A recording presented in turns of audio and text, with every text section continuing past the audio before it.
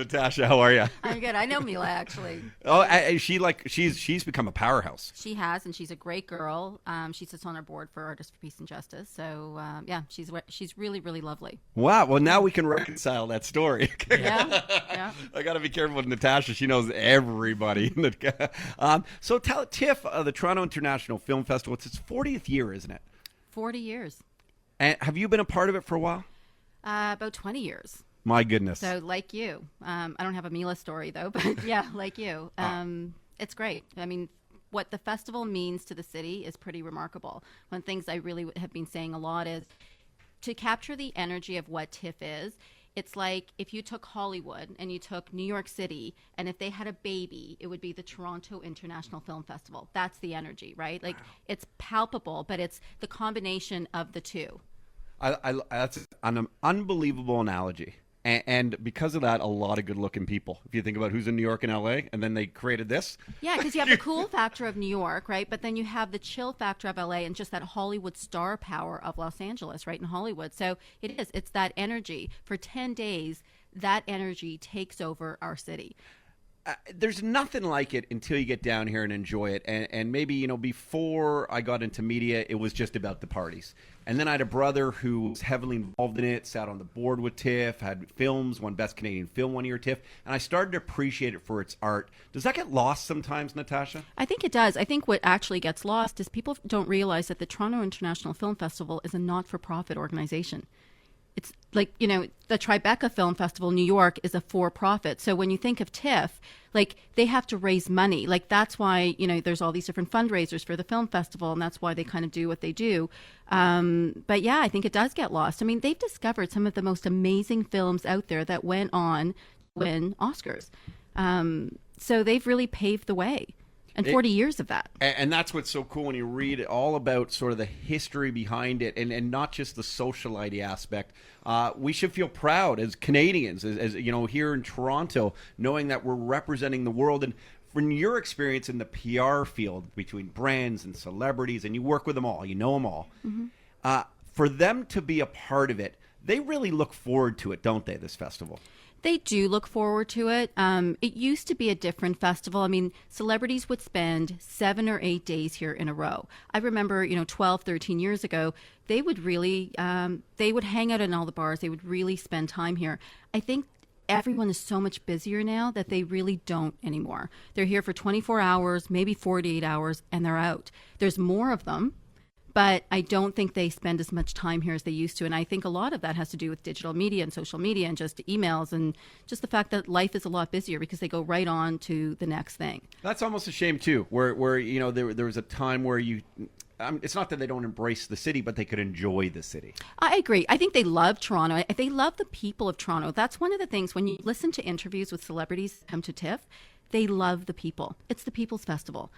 So I think they miss the fact that they probably don't spend as much time here. Remember, there's a lot of productions that happen here. So think of Jared Leto. He spent, the last 4 months here, right? And he's liked it. So they're familiar with the city. But I think that the film festival has also become a very busy time that they just don't have the opportunity to enjoy it, I think, the way they used to. Is there a difference between, and I ask you this because you have an office in New York and founded in Toronto, NKPR, is there a difference between Americans and Canadians in terms of how we look at these superstars?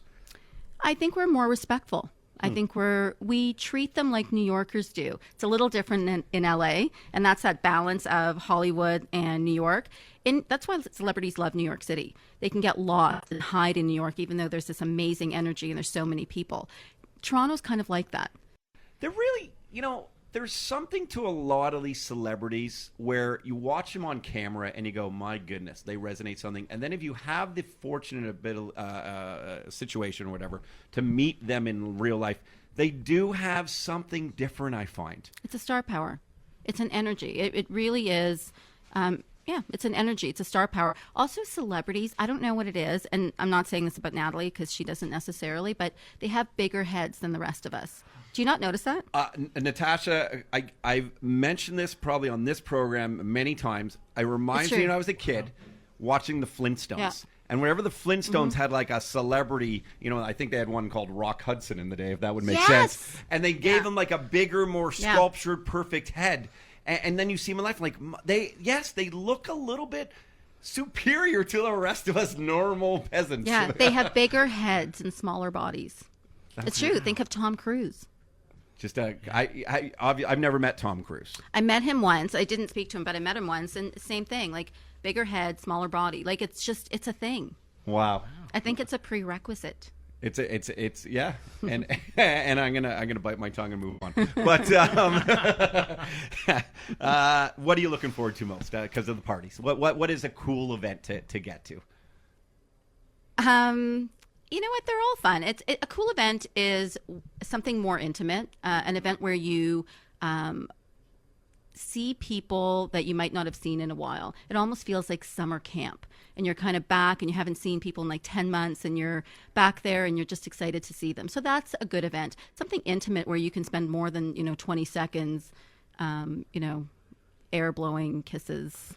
So, I mean, but, I'm really looking forward to our Artists for Peace and Justice event on Sunday. Last year, we raised $1.5 million for the children of Haiti. We built the very first free high school in Port-au-Prince. That's Paul Haggis's charity. And I'm looking forward to that this year. And that is kind of an intimate event. You really feel like you're surrounded by people that are like-minded, that really want to give back to a cause that matters. Yeah, I think at the end of the day, that's obviously the most important thing, where we're appreciating the art. And then there's a lot of people who are doing a lot of these events are charity initiatives, and they're giving back because there is star power, and the star power can lead to a lot of great funding.